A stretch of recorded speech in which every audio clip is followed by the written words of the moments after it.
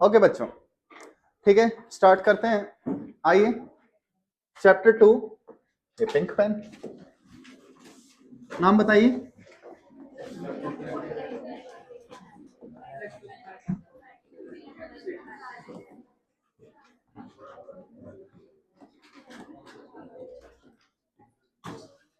हाँ तो बच्चों, इलेक्ट्रोस्टैटिक पोटेंशियल एंड कैपेसिटेंस।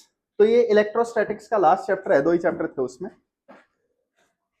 ये chapter kind of 12th class का सबसे बड़ा चैप्टर है। रे ऑप्टिक्स इसके आसपास ही है, डिपेंड कर रहा है आप किसको डिटेल में पढ़ रहे हो। ठीक, तो अगेन इसे भी मैं 2 पार्ट में ब्रेक करके पढ़ाऊंगा and both the parts will be part 1 which is potential and part 2 will be capacitance। तो दोनों ही चैप्टर कुछ ठीक है देख लेना, पार्ट 1 पार्ट 2 अलग अलग चैप्टर्स की तरह ट्रीट करना, बड़े बड़े। इंजीनियरिंग में तो कैपेसिटर को पढ़ाया ही अलग तरीके से जाता है। तो हम पोटेंशियल की बात करेंगे, करें स्टार्ट। आइए, स्टार्ट करने से पहले basic physics of class 11th। हाँ हाँ हाँ, आपने 11th में बहुत अच्छे से पढ़ाई की थी, तो उसे हमें थोड़ा सा वापस से यूज करना है। एनसीईआरटी अगर आप खोलेंगे तो उसमें पहले 2 पेज 11th के वर्क एनर्जी पावर पे ही डेडिकेट किए गए हैं, वर्क एनर्जी थ्योरम से रिलेटेड, तो हमारे इस चैप्टर में काम आएंगे। स्टार्ट करने से पहले कुछ देखिए, न्यूटन का सेकंड लॉ N2L, एनीवन क्या है, किसको याद है? न्यूटन का second law, force is directly proportional to rate of change of momentum. ये है न्यूटन का सेकंड लॉ। इसे हम लिख सकते हैं force is equal to dp by dt। अगर मैं कहूं फोर्स क्या है, नेट एक्सटर्नल फोर्स है ये ऑन द सिस्टम, तो मोमेंटम किसका होगा? सिस्टम का। अगर मैं कहूं एक सिस्टम पे हमेशा फोर्स जीरो है, फोर्स जीरो है, तो तुम क्या कहोगे? मोमेंटम का डिफरेंशिएशन जीरो होगा। एनीवन? किसी चीज का डिफरेंशिएशन जीरो है, देन शाबाश। तो एक सिस्टम का angular momentum, sorry momentum constant रहेगा। इसमें मैं 1-2 क्वेश्चन करवाऊंगा, आ जाते हैं क्वेश्चन कुछ मिक्स्ड, के चार्ज एक दूसरे की तरफ थ्रो कर रहे हैं, तो आपको पता होना चाहिए वहां कंजर्वेशन ऑफ एनर्जी लगेगा, कंजर्वेशन ऑफ मोमेंटम लगेगा, क्या लगेगा। ओके, वापस ऑन दी मोमेंटम याद भी है, mv, ठीक है, मोमेंटम लीनियर मोमेंटम सेम बात। अब फोर्स की जगह टॉर्क ले लो, तो टॉर्क इज इक्वल टू क्या लिखूं, एनीवन? शाबाश, torque is equal to dl by dt। L क्या है? Angular momentum. इट्स ओके, अगर आपको फॉर्मूले याद नहीं है तो मैं कोई भी क्वेश्चन करवाऊंगा उस पर डिटेल्स बता दूंगा, अगर आपको और डिटेल्स उस पर याद नहीं है तो वो भी पूछ लेना। तो बेशक 11th क्लास के कंसेप्ट बीच बीच में आते रहे, ठीक है, उन्हें ऐसे करवाऊंगा जैसे आपने हल्के से थोड़े से पढ़ रखे हैं और बाकी यहाँ याद आ जाएंगे। सो हमारे पास फॉर्मूला ये है, अगर एक सिस्टम पे एक्सटर्नल टॉर्क जीरो है, यानी इंटरनल फोर्सेस ही टॉर्क लगा रही है, तो एंगुलर मोमेंटम उस सिस्टम का क्या रहेगा? कंजर्व रहेगा, कांस्टेंट रहेगा। कोई प्रॉब्लम? एंगुलर मोमेंटम पार्टिकल का फॉर्मूला क्या होता है? mvr या r क्रॉस p। मैग्नीट्यूड इसका mvr होता है। ये r क्या होता है बच्चों? Perpendicular distance from momentum. कुछ क्वेश्चंस इन चीजों पे यूज हो जाते हैं, यहां भी यूज होंगे, आगे भी 12th में कुछ क्वेश्चंस में यूज होंगे। इट्स ओके, थोड़ा देख लेना प्लीज।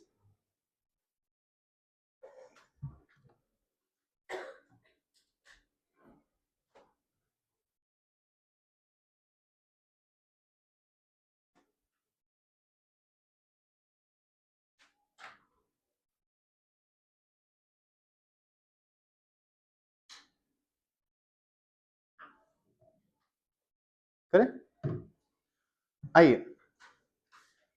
तो हमारे यहाँ पार्टिकल्स ही यूज होंगे, उन्हीं के एंगुलर मोमेंटम यूज करने होंगे। mvr आई ओमेगा की हमें नीड नहीं पड़ेगी, वो मैग्नेटिज्म में पड़ेगी एक क्वेश्चन में, वो वहीं पे देख लेंगे। ओके, अब आगे करें। The next is work energy theorem, short में WET या WE थ्योरम। एनसीईआरटी में इस चैप्टर की बिगिनिंग वर्क एनर्जी थ्योरम से ही हुई है। इससे एनीवन वर्क एनर्जी थ्योरम है क्या? शाबाश। According to this the total work done by all the forces acting on a system is equal to change in kinetic energy of the system। Please देख लेना, ये बॉडी पे लगा रहे हो तो बॉडी के लिए लिखो, सिस्टम पे लगा रहे हो मल्टीपल चार्जेस प्रेजेंट है, इंस्टेड ऑफ मासेस अब चार्जेस बोलना पड़ेगा, तो उन पे लगा देना। ये वर्क एनर्जी थ्योरम होती है। अब आपको कंजर्वेटिव फोर्स याद है? कंजर्वेटिव फोर्स नहीं, कंजर्वेटिव फोर्स कौन सी होती है? Work done. कभी भी ये मत बोलो कंजर्वेटिव फोर्स वो है जो इनिशियल और फाइनल पॉइंट पे डिपेंड करेगी, फोर्स नहीं, फोर्स का वर्क डन। सो कंजर्वेटिव फोर्सेस वो होती है जिनका वर्क डन पाथ इंडिपेंडेंट है। ठीक, कोई फर्क नहीं पड़ता इत्थे से उथे कैसे गए, बस पहुंच गए। तो हमारा आंसर इनिशियल और फाइनल पॉइंट पे डिपेंड करेगा, पाथ इंडिपेंडेंट होगा वर्क का बाय द फोर्स। जैसे एक बॉडी को मैं ऊपर लेके जाऊं तो कोई फर्क नहीं पड़ता मैं कैसे रास्ते से ले गया, work done by gravity mgh ही होगा हमेशा। सो ग्रेविटी क्या है? कंजर्वेटिव फोर्स एग्जांपल, और ग्रेविटेशनल फोर्स और स्प्रिंग फोर्स एग्जैक्टली नहीं, सॉलिड्स में इलास्टिक फोर्सेस लॉस करवा सकती हैं, और सब बढ़िया, शाबाश। इलेक्ट्रो स्टैटिक फोर्स और static friction, static friction loss नहीं करवाता, ठीक है, काइनेटिक फ्रिक्शन लॉस करवाता है। ये शायद पिछले चैप्टर में बताई थी बातें, चलिए कोई बात नहीं। तो देखिए, अगर यहां कोई इलेक्ट्रिक फोर्स वर्क कर रही है इस चैप्टर में, तो वो इलेक्ट्रोस्टैटिक फोर्स होगी और उसका वर्क डन पाथ इंडिपेंडेंट आएगा, ठीक है। तो तुम्हें पता होना चाहिए कंजर्वेटिव नॉन कंजर्वेटिव फोर्सेस कौन सी होती है।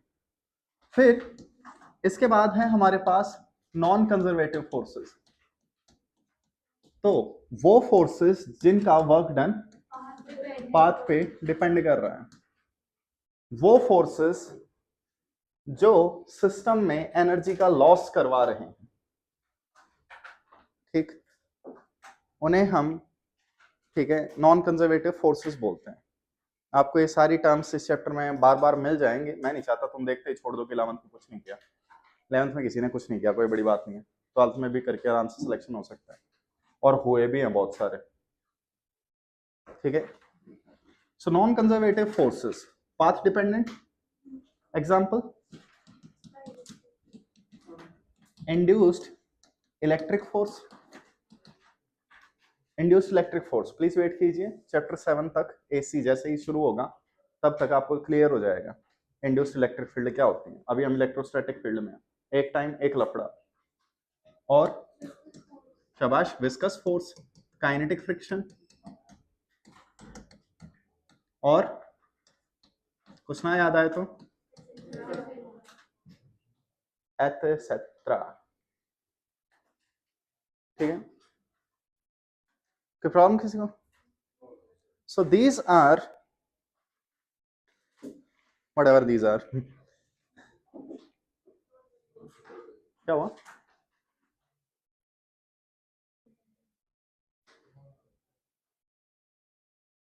शाबाश, नॉन कंजर्वेटिव फोर्स, थोड़ा जोर से बोल दिया। हाँ भाई करें, तो इनका डिस्कशन होता रहेगा। सिंपली कहूं तो non conservative forces are those that lose the energy, ठीक, इनकी एनर्जी गेन नहीं हो सकती। बाकी क्वेश्चंस हम प्रैक्टिस करेंगे। आज मैं कोशिश करूंगा थ्योरी ही करवाऊं, क्योंकि संडे तुम्हारा पेपर है, कुछ नई चीज ना लेके आऊं, न्यूमेरिकल्स वगैरह बीच में। 2 लेक्चर बस थ्योरी चलेगी, उसके बाद चैप्टर नियरली हो जाएगा, फिर न्यूमेरिकल्स करेंगे अगले पूरे हफ्ते। पोटेंशियल छोटा ही है, अगर तुम लोग सही मेहनत करोगे तो नेक्स्ट वीक हो सकता है पूरा, बाकी देखते हैं। चेंज करूं? ओके हाँ तो बच्चों अब आओ, when I say total work done, I mean work done by conservative forces plus non conservative forces plus external forces is equal to change in kinetic energy of the system और body. Okay हाँ भाई, क्या मैं कह सकता हूं work done का formula force into displacement F dot S होता है? एग्री कर रहे हो? पीट दूंगा एक एक को, जल्दी बोलो। ये गलत है? शाबाश, सही। सो अगर मैं किसी फोर्स का वर्क निकाल रहा हूं तो मुझे वही फोर्स लेनी पड़ेगी। ओए बच्ची नींदों से जाकर, ठीक। अगर मैं फोर्स mg ले रहा हूं तो मुझे mg ही रखनी पड़ेगी। नेटवर्क डन निकाल रहा हूं तो मुझे नेट फोर्स रखनी पड़ेगी। सो ये फॉर्मूला कब वैलिड है? When the given force is a constant force. अगर फोर्स वेरिएबल है तो ये वाला फॉर्मूला वैलिड, ठीक। तो प्रॉब्लम किसी को? एक चीज देखिए, ये फॉर्मूला दोनों के लिए वैलिड है, फोर्स चाहे कांस्टेंट हो या वेरिएबल हो। आप खुद देखो, एग्जैक्टली फोर्स कांस्टेंट है, बाहर आ जाएगी। एनीवन 11th क्लास में what was displacement mathematically? Displacement की डेफिनेशन क्या थी मैथमेटिक्स के अकॉर्डिंग? शाबाश, change in position vector, location में चेंज, ये मैथमेटिकल डेफिनेशन थी, ठीक है। अरे कर लो, इट्स ओके। अगर एक्स्ट्रा क्लास वगैरह मिल गई अक्टूबर में शुरू होने तक हम कर लेंगे सिलेबस पूरा, 3 महीने 11th ही करेंगे। चाहे ड्रॉपर में बैठ के करना, चाहे खुद क्लास लगे तो अपने हिसाब से चैप्टर करवा लेना, असाइनमेंट ले लेना। रोटेशनल तक तो आई थिंक थोड़ी थोड़ी फिजिक्स समझ में आई थी, रोटेशनल के बाद तुम रोटेट हो गए, मारो ढीगरो, घूम ही गए हो ठीक है। तो टेंशन ना लो, वन लफड़ा एट अ टाइम, पहले इसे इतना अच्छे से कर दो कि बाद में दोबारा रिवाइज करने की जरूरत ना पड़े उतना डिटेल में। ठीक है हाँ बच्चों, अब हमें कई बार इंटीग्रेट करना पड़ेगा, तो पोजीशन वेक्टर चाहिए होगा। Position vector is X I cap, Y J cap, Z K cap. तो बताइए D R which is D S, position में थोड़ा सा चेंज इज डिस्प्लेसमेंट। ओके, ये दोनों चीजें सेम होती हैं, तो कहीं आप देख लें कि यहाँ एफ डी आर लिखा हुआ है किसी बुक में, सेम चीजें। हाँ तो बच्चों क्या लिखूं इसमें? यहाँ डी लग गया तो इनके आगे डी लगा दो, D x I cap, D Y J cap, D Z K cap. हमें ये चीज करनी पड़ेगी, हमें कुछ केसेस में इंटीग्रेशन करना पड़ेगा। आई होप आपको थोड़ा सा पार्शियल डिफरेंशिएशन याद हो, तो पार्शियल डिफरेंशिएशन भी इस चीज में चैप्टर में यूज होगा। इट्स ओके अगर भूल चुके हो तो इस चैप्टर में क्वेश्चंस उसके ज्यादा आएंगे, तो सारी चीजें हो जाएंगी, बस लगे रहो, डेली रिवाइज करो, फॉर्मूले बहुत ज्यादा है एक्चुअली। कोई प्रॉब्लम किसी में यहाँ तक? Next, work done by conservative forces, कोई बताएगा फॉर्मूला क्या होता है? Minus delta you. This formula is definition.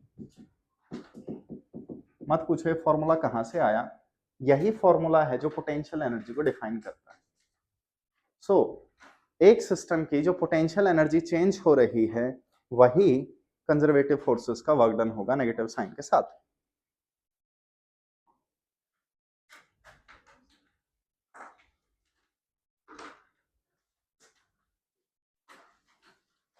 याद रह जाएगा? ओके अब बच्चों देखो, जैसे मैंने क्या किया, मैंने एक ग्राफ बना दिया y वर्सेस x। एग्जांपल दे रहा हूं, मैंने वेलोसिटी टाइम ग्राफ बना दिया, ठीक। अब मैंने पूछा इसका स्लोप क्या देता है, तो स्लोप के हमारे पास दो बेसिक फॉर्मूले होंगे, एक टेन थीटा, दूसरा dy बाय dx। ओके, यहां पे slope dy by dx tan theta ये होता है। तो अगर मैं कहूं स्लोप लेना है तो शाबाश, क्या कहोगे? तुम कहोगे dy by dx, dy by dx, x axis y axis, तो y एक्सिस पे ये, x एक्सिस पे ये, और आंसर क्या आ जाएगा? तो रफली अगर मैं कहूं एक्सेलरेशन चाहिए और वो इन दोनों एक्सिस को डिवाइड करके आ रहा है तो स्लोप लेना है, ठीक है। ऑन द अदर हैंड अगर मैं तुमसे कहूं ये y है, ये x है, मुझे ये एरिया चाहिए, तो बताओ इंटीग्रेशन y dx। अगर मैं तुमसे कहूं ये y है, ये x है, मुझे ये एरिया चाहिए, ये इंटीग्रेशन x dy। तो ये जो d होता है इसका मतलब है with respect to x, x axis के साथ, ठीक। तो अगर तुम्हारा आंसर किसी केस में इन दोनों को मल्टीप्लाई करके आ रहा है एक्सिस को, तो वहां एरिया, डिवाइड करके आ रहा है तो वहां स्लोप, ठीक। बाकी हम क्वेश्चंस के साथ देख लेंगे।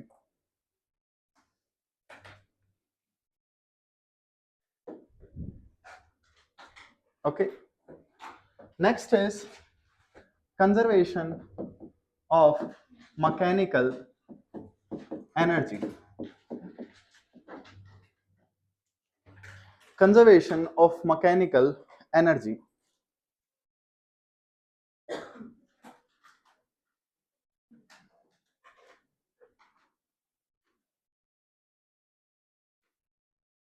Can I start? Okay.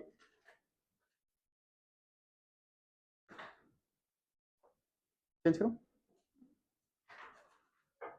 हाँ तो बच्चों देखो, सबसे पहले kinetic energy and potential energy together are called mechanical energy. What is the meaning of conservation? शाबाश।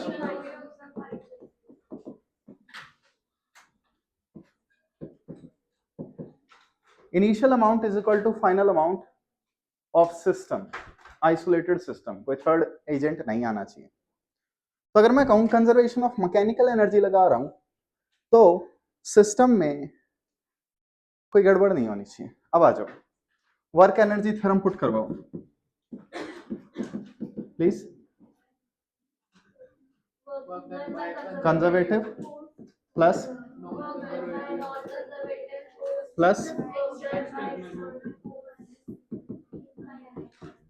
कोई प्रॉब्लम?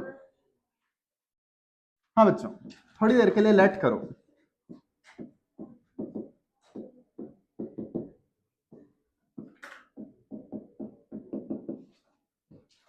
आपके पास एक सिस्टम है, उस सिस्टम में कोई कंजर्वेटिव फोर्स वर्क डन नहीं कर रही, ठीक है। नॉन कंजर्वेटिव फोर्स हो सकती है, वर्क डन नहीं कर रही, तो सीधा सा मतलब है सिस्टम में एनर्जी का कोई लॉस नहीं हो रहा। प्लस सिस्टम में कोई एक्सटर्नल फोर्स भी वर्क डन नहीं कर रही, हो सकती है उसका वर्क नहीं है। जैसे मेरे पास ये पेन है, मैंने पेन ऊपर थ्रो किया, ठीक, ऊपर थ्रो कर रहा हूं, तो जब ये हवा में है इसके ऊपर सिर्फ एक फोर्स है mg, और उसे मैंने कंजर्वेटिव बोल दिया, तो कोई एक्सटर्नल फोर्स नहीं, कोई और फोर्स नहीं, तो वर्क कहां से होंगे? तो तुम सीधा सा कह दोगे जब हमने इसे ड्रॉप किया तो इसकी काइनेटिक पोटेंशियल इंटरचेंज होती रहेंगी। आई होप तुम्हें पता हो इस टाइप। अब वापस आओ, देखो लिखवाओ, work done by conservative forces minus delta U, non conservative external का वर्क लिया ही नहीं, is equal to change in kinetic energy. Help करो, माइनस डेल्टा यू का formula U final minus U initial, इसका formula K final minus K initial. सबको एक side लेके आओ, तो मैंने कह दिया K initial plus U initial is equal to K final plus U final. कौन सी एनर्जी है ये? Initial mechanical energy. ये कौन सी है? क्या ये हमेशा फॉर्मूला वैलिड है? तो आगे मैं क्या करूंगा, एक चार्ज को दूसरे की तरफ फेंकूंगा।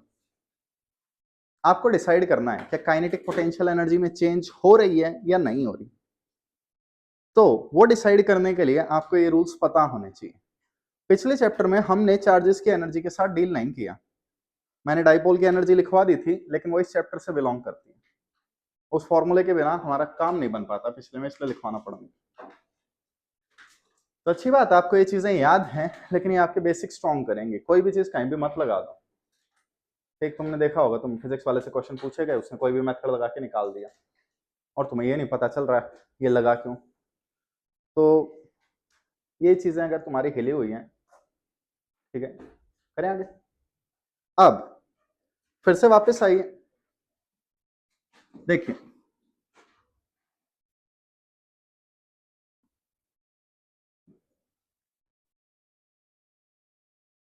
ओके, वर्क एनर्जी थ्योरम दोबारा से। तुमने V is equal to I R पढ़ा होगा 10th क्लास में, because it was a very important relation. ठीक है, तो ओम्स लॉ जो है वो ऑफ कोर्स अगले चैप्टर में फिर से आएगा, लेकिन यहां V क्या होता है? एक्चुअली ये पोटेंशियल डिफरेंस था, यही वाला पोटेंशियल हम डिस्क्राइब करेंगे। शायद हो सकता है तुमने 10th क्लास में कुछ फॉर्मूले देखे हो, ठीक, work done Q V, Q delta V, potential Q delta V, potential energy Q V, V is equal to W by Q, कुछ ना कुछ इनमें से देखा होगा। इट्स ओके, ये डिटेल में आएंगे, दोबारा आएंगे, कोई बात नहीं। तुम्हें 11th का याद नहीं है, 10th का कहां से याद होगा? कोई बात नहीं। तो वहां पे कभी अगर तुमने पोटेंशियल की डेफिनेशन लिखी है, अगर याद है, रट्टा अच्छा मारा था, work done in bringing a charge from infinity to that point slowly unacceleratedly, it's okay, ऐसे कुछ लिखा जाता है। तेरे को मेरी राइटिंग समझ नहीं आ रही? क्या है ये क्या है ये? तू तो कह रही थी तेरे को 10th क्लास याद है। ध्यान से देख बच्चे, ये वी है। अरे जाने दो, याद नहीं है तो मुझे डिटेल में पढ़ाने हैं। तो मैं रीजन बताना चाहता हूं वहां स्लोली वगैरह ऐसे वर्ड क्यों ऐड हो रहे थे, और उन डेफिनेशंस को अब तुम देख सकते हो। तो work done by conservative plus non conservative plus external is equal to delta K. Let work done by non conservative forces is 0। सबसे पहली कंडीशन मैं ये मान के चल रहा हूं हमारे सिस्टम में लॉस नहीं होगा। काइनेटिक पोटेंशियल इंटरचेंज कर जाएंगी, जो एनर्जी इत्थे से उत्थे चली गई वो रिगेन कर सकते हैं, लॉस नहीं होगा। दूसरी condition, change in kinetic energy will be 0। अगर आपको कभी मिले ऐसे words, charges are moved slowly और अनएक्सेलरेटेडली, ठीक है, अगर मैं आपसे फ्यूचर में कह दूं कि बच्चों आपके पास यहां चार्ज है, आपने इन चार्जेस को उठा के दूर दूर रख दिया, पास रख दिया, इसको यहां रख दिया, ऐसी कोई भी सिचुएशन बोलूं, आपको अपने आप मान के चलना है that we are moving the charges slowly. हम चार्जेस को स्लो मूव कर रहे हैं ताकि सिस्टम में काइनेटिक एनर्जी ना आए। ये कंडीशन होती है, बस हम इस पर ध्यान नहीं देते। आ जाओ, अब वर्क एनर्जी थ्योरम लिखवाओ, क्या बची? Conservative forces plus is equal to, तो work done by external force क्या आएगा? डेल्टा यू कह सकता हूँ। वर्क डन कंजर्वेटिव क्या आएगा, माइनस डेल्टा यू। अगर मैं तुमसे पूछूं इस चैप्टर में find the work done by electric field, तो तुम्हें माइनस डेल्टा यू लेना है। और अगर मैं पूछूं फाइंड द वर्क डन, तो ये पैसिव वॉइस में मैं पूछ रहा हूं, जिसका सीधा सा मतलब है find the work done by external agent. ठीक है, तो एक माइनस का लफड़ा जिंदगी ऐसी तैसी कर सकता है। इलेक्ट्रिक फील्ड कंजर्वेटिव होती है ना। ठीक, अगेन एकदम ये चीजें समझ में नहीं आएंगी, वाइमा में खड़े हो गए, कॉपी बुक लोगे, जब याद हो जाएंगे। हाँ हाँ हाँ। तो जब हम न्यूमेरिकल्स करेंगे, जब बार बार मैं चीजें रिपीट करूंगा, जैसे पहला चैप्टर था फॉर्मूले बहुत ज्यादा थे लेकिन लास्ट तक आप लगे रहे, लिखते रहे, क्वेश्चन सॉल्व करते रहे, रट गए, वैसे इस चैप्टर के भी हो जाएंगे। ओके, नेक्स्ट आगे लिखिए, U एंड V। सेंटेंस सही है या V एंड U होना चाहिए? हाँ भाई, क्या लिखा है हमने, पोटेंशियल एनर्जी एंड पोटेंशियल लिखे, U and V depends upon, U and V depend, sorry depend आएगा, S नहीं आएगा, U and V depend upon reference. Potential और पोटेंशियल एनर्जी किस चीज पे डिपेंड करते हैं? रेफरेंस का मतलब क्या है, क्या मतलब, शाबाश, where value is equal to 0। अगर आपने ग्रेविटेशन पढ़ा है, जो कि मुझे पता है कैसा पढ़ा है, तो हमारी रेफरेंस क्या होती है, generally potential at infinity is 0 and potential energy at infinity is 0। हम हमेशा घनी कसुती दूर से भी दूर, तारों के पार, पोटेंशियल और पोटेंशियल एनर्जी 0 मानते हैं। तो जब भी अगर तुम्हें कह दे एक चार्ज को लार्ज डिस्टेंस से लेके आ रहा है, तो तुम्हें अपने आप सोचना है कि उसकी इनिशियल एनर्जी पोटेंशियल 0 थे। अगेन जब न्यूमेरिकल्स आएंगे तो वहां वर्ड ढूंढोगे, ये चीजें समझ में आती रहेंगी। फिर आप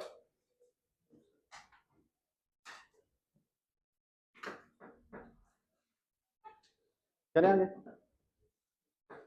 ओके, इसके बाद next statement, if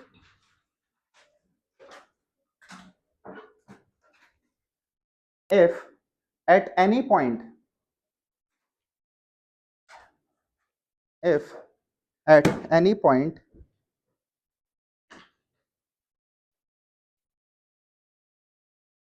U or V, potential energy or potential U or V are changed by alpha, are changed by alpha, alpha just एक random symbol है, कोई value है, then U or V,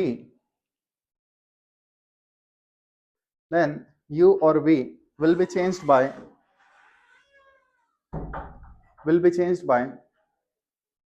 alpha at every point,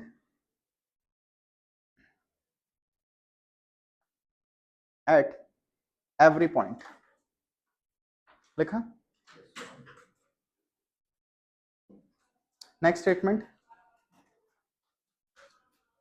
delta U and delta V,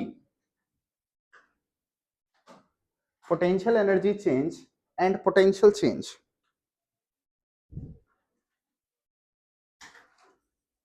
are independent of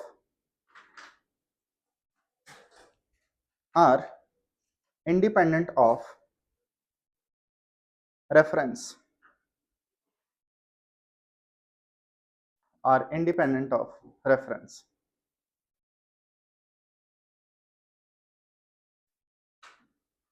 देखा, ये जो मैंने लिखवाया है थोड़ा आपके लिए अजीब है, चलो समझते हैं। ये जो मैं एग्जाम्पल दे रहा हूं इसका डेटा रटने की जरूरत नहीं है, ये हमारे आगे चैप्टर में आएगा। चलो 2 केसेस करते हैं। पहला केस, मैं यहां पे एक स्फेयर लिए, कौन सा स्फेयर है? सॉलिड नॉन कंडक्टिंग या uniformly charge solid non conducting sphere, जैसे भी बोलो। तो मेरे पास एक सॉलिड नॉन कंडक्टिंग स्फेयर है और मैं यहां कहीं दूर इंफिनिटी पे हूं। ओके, अब यही सिचुएशन मैं नीचे लूंगा, आप अलग से बना सकते हो, मैं 2 केसेस लूंगा। आइए देखिए, पोटेंशियल इंफिनिटी पे क्या मानते हैं? 0। तो जो मानते हैं मैंने वो मान लिया, ठीक है।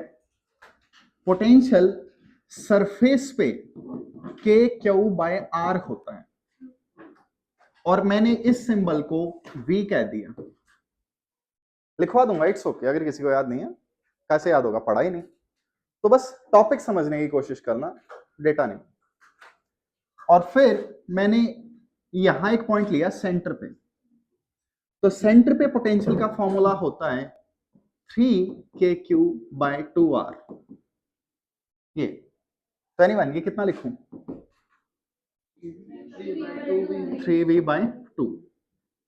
तो यहां सेंटर पे पोटेंशियल कितना होगा? 3v/2। कोई प्रॉब्लम? तो मेरे पास ये एक सिनेरियो है, इन चार्जेस के अलावा और कोई प्रेजेंट नहीं, और कोई होता तो डेटा और चेंज हो जाता। पोटेंशियल स्केलर क्वांटिटी है, टोटल पोटेंशियल स्केलर सम होगा। अब देखो यहां पे वापस मैंने क्या किया, चुन लो ही मेरे फॉर एनी रीजन, और किसी भी रीजन की वजह से मुझे यहां पोटेंशियल को 0 मानना पड़ गया सरफेस पे। आगे होगा, आगे हम ये करेंगे, इसे अर्थिंग कहते हैं। तो अर्थिंग जब करेंगे उस टाइम पे देख लेना क्या होती है। अर्थिंग में हमें पोटेंशियल चेंज करने पड़ जाते हैं। तो मैंने यहां पोटेंशियल 0 मान लिया, क्या किया? रेफरेंस चेंज कर दी, या नहीं? तो यहां पोटेंशियल कितना था? V। V था या नहीं था? तो मैंने कितने से चेंज किया? -V। तुम कह सकते हो V से डिक्रीज कर दिया या -V से चेंज कर दिया, जैसे भी कहो, इट्स ओके, आई होप समझ में आ रहा हो। अगर मैंने एक जगह पोटेंशियल अल्फा से चेंज किया है तो मुझे हर जगह पोटेंशियल अल्फा से चेंज करना पड़ेगा, हर जगह। तो आओ हेल्प करवाओ। इंफिनिटी का पोटेंशियल कितना होगा? -V। 0 था, -V से चेंज करना पड़ेगा। सेंटर का पोटेंशियल कितना होगा? V/2। बात आई समझ? एक जगह का अगर आपने अल्फा से चेंज कर दिया पोटेंशियल या पोटेंशियल एनर्जी, तो आपको हर जगह रेफरेंस बदलनी पड़ेगी।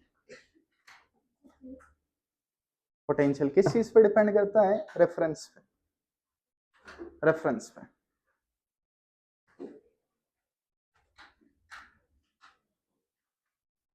देखो ये 0 मार्क्स, ये 100 मार्क्स, और ये तुम्हारे 50 मार्क्स,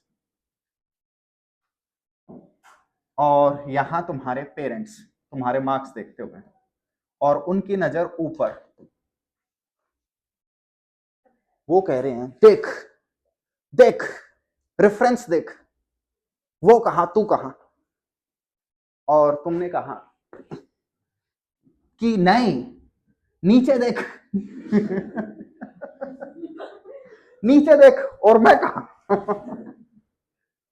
अगर एक बच्चा यहां है और 100 बच्चे यहां हैं तो तुम रेफरेंस दिखाओगे, सारी क्लास फेल हो रही है, मेरे नंबर ज्यादा हो गए। So always change the reference. Paper में नंबर कम आए, उन बच्चों को देखो ही मत जिनके ज्यादा आ रहे हैं, नीचे वालों को देखो। अगर आप बॉटम पे हो तो दूसरी क्लास के बच्चों को देखो, ठीक है। So this is reference. हम रेफरेंस चेंज कर सकते हैं, लेकिन रेफरेंस चेंज करने से क्या चेंज नहीं होगा? डेल्टा। आओ हेल्प करवाओ। Potential difference between surface and infinity, कितना गैप है? v माइनस जीरो, v कितना गैप है? 0 माइनस माइनस v, कितना गैप है? v। Potential difference between centre and infinity 3/2 v minus zero, कितना? v by two minus minus v, बात आई समझ? Delta में कोई चेंज नहीं आएगा। सारी क्लास के नंबर आए कुछ भी, और एक क्वेश्चन किसी से नहीं हुआ,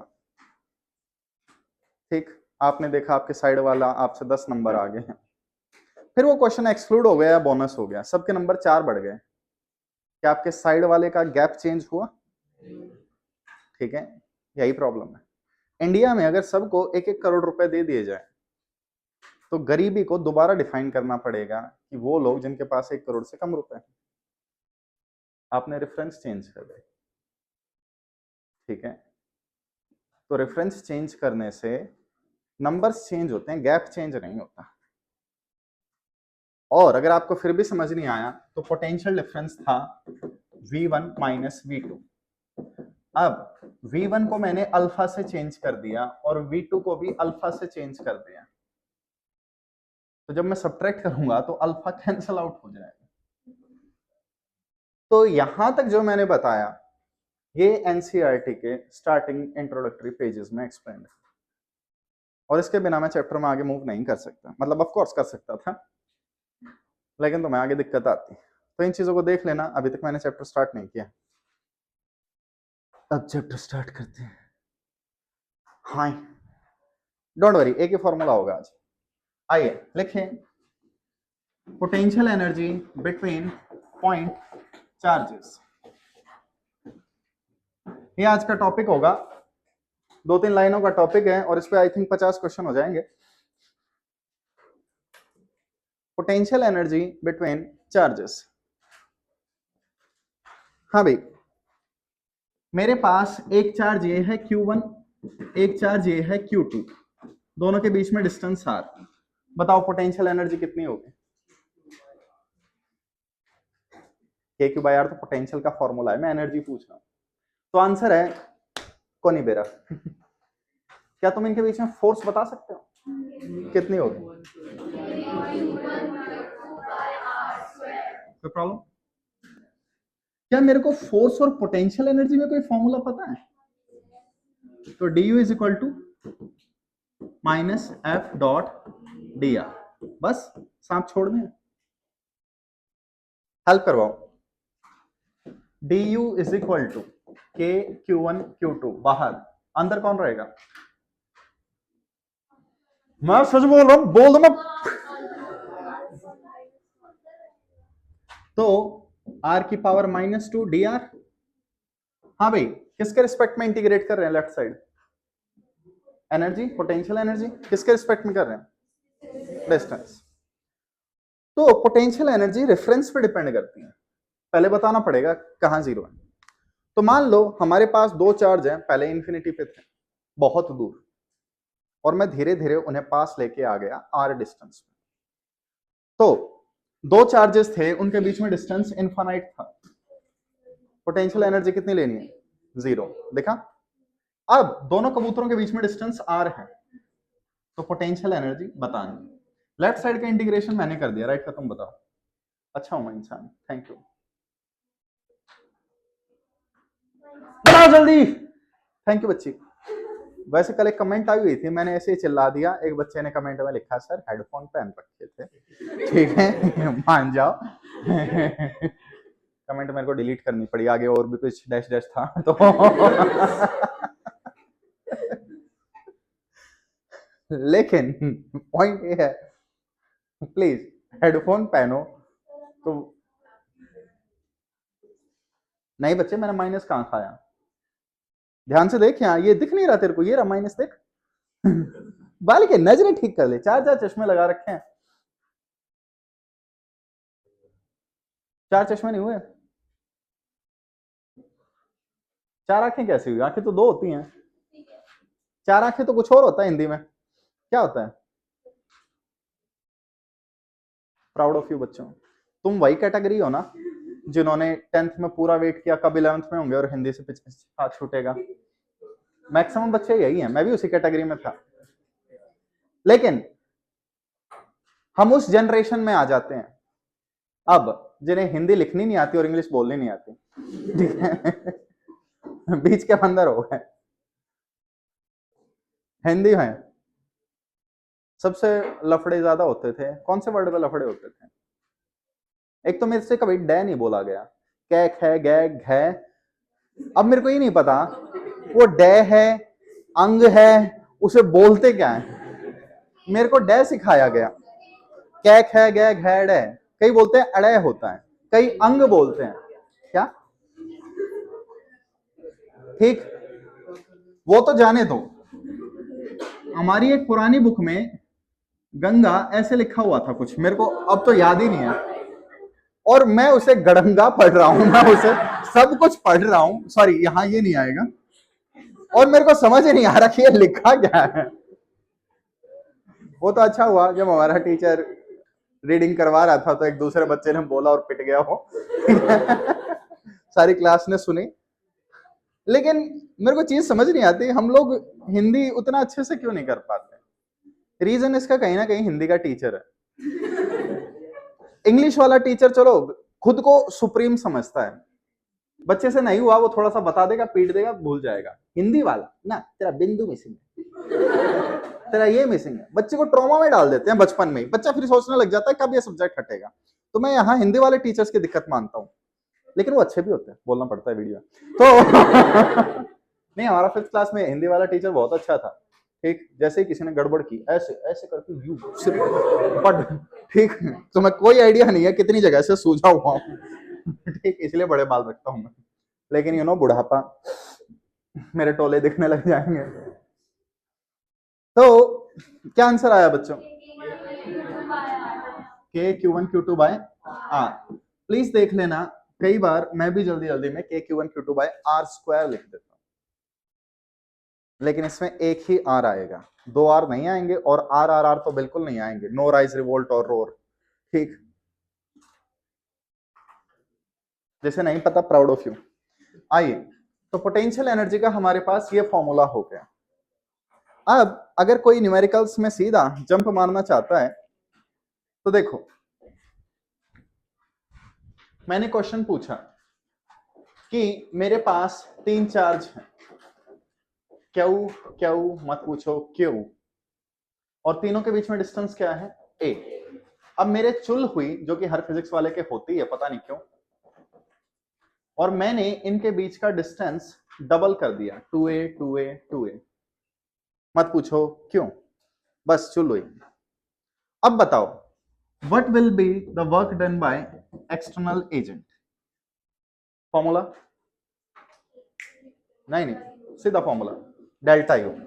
मैंने क्वेश्चन में आपसे नहीं बताया, लेकिन आपको पता ही होगा इन चार्जेस को स्लोली मूव किया गया। अगर इन्हें फास्टली मूव कर दोगे तो काइनेटिक एनर्जी और आ जाएगी। तो वर्क डन का फॉर्मूला डेल्टा यू लेंगे। आइए बच्चों, फाइनल पोटेंशियल एनर्जी। तो पोटेंशियल एनर्जी में आई होप आपको पता हो 2 चार्जेस आते हैं, क्या लिखो? के Q1 Q2 बाय आर। एक पेयर ये, एक पेयर ये, एक पेयर ये, बताइए। इनटू 3। इनिशियल पोटेंशियल एनर्जी बताइए, के Q1 Q2 बाय इनटू 3। क्या तुसी कैन सब्ट्रैक्ट इट?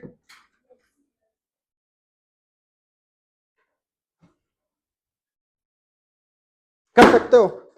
ओ शाबाश, तीनों हिल गए। ठीक है, बॉयज बहुत कम डरते हैं वैसे। आइए, आरवी सर पता है, आज मैं बैठा हुआ था, अचानक से आके ऐसे कर दिया, मेरे को एक्सपेक्टेड नहीं था। अच्छा लगा बच्चे, लेट द वॉर बिगिन। ठीक है, स्टाफ रूम में जब भी टीचर्स को देखता हूँ फीलिंग आती है कि हम बुढ़े हो रहे हैं, लेकिन हम बुढ़े नहीं होंगे। इंसान बूढ़ा कब होता है बताइए? मरने के बाद। जब हम मर जाए। क्या आंसर हुआ बच्चे, कौन से जमाने में है तू? एक मिनट, एक बच्चा सॉरी 20 साल का मर गया तो बुढ़ा था? कौन सी फिजिक्स लगा रहे हो ये? मेरे को बायो आती तो मैं बायो बोलता ना, नहीं आती मेरे को। हाँ भाई निकल सकता है, चलो ठीक है। एक लास्ट केस, मेरे पास एक स्क्वायर है। क्या है? स्क्वायर। अंदर से बोलो स्क्वायर, स्क्वायर, स्क्वायर। अरे बोल लो, ये तुम्हारे वैसे भी बचपन के लास्ट डेज ही हैं। अब स्कूल से निकलते ही दुनिया तुम्हें क्या कहेगी, देखो अंकल आंटी जा रहे हैं, ठीक है, तुम्हें कोई आइडिया नहीं होगा। तो एंजॉय कर लो बच्चों जब तक बचपन में हो, ठीक है। स्कूल के बेस्ट डेज होते थे ये। जब मैं स्कूल जाता था तो स्कूल नहीं जाता था।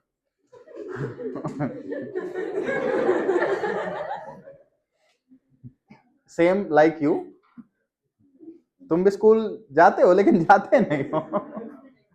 स्कूल ना जाने का जो फायदा है ना, मजे आते हैं स्कूल से छुट्टी जिस दिन मारी, लेकिन सारे लफड़े उसी दिन होते हैं। ठीक, कभी नीचे कमेंट्स पढ़ना मेरे चैनल पे, सारे बच्चे कहेंगे सर हमारे टाइम पे, हमारे टाइम पे। तुम्हें कोई आइडिया नहीं है, आज से 4 साल पहले हिटलर मेरे से नीचे होता था, ठीक है। बच्चों की जो बजा के रखता था मैं, भाई वाह भाई वाह भाई वाह, मुर्गे, मुर्गे तो नहीं बनाए, वेजिटेरियन होना। तो आइए वापस। हाँ भाई बताइए, अगर मैं सिस्टम की पोटेंशियल एनर्जी पूछूं, तो आपको पता है पोटेंशियल एनर्जी में कितने कबूतर आएंगे? 4। 4। एक पोटेंशियल एनर्जी के फॉर्मूले में 2 चार्ज आते हैं, तो मुझे एक टाइम पे 2 चाहिए, तो 2 के कितने कबूतर बनेंगे, कितने पेयर बनेंगे? अगर मैं एक टाइम पे 2 चार्ज लूं तो कितने पेयर होंगे टोटल? क्षमा कीजिए मेरी गलती है। 1 2 3 4 5 6, तो मुझे ये 6 के 6 पेयर काउंट करने पड़ेंगे, ठीक। तो पोटेंशियल एनर्जी एक तो साइड्स वाले इनका 4 times, plus potential energy diagonal वाले इनका डबल। बात आई समझ? अब क्विक क्वेश्चन, अगर साडे को 5 चार्ज होंगे और 5 हीरो होंगे, हीरो होंगे, तो जोक समझाना पड़ रहा है, क्या ही जोक हुआ, तो कितने पेयर बनते? 5 बोलेगा मुक्का मारूंगा, 5 तो सीधे दिख रहे हैं। 7 बोले लगाइए, 9 1 9 2 9 तो 11, ठीक है।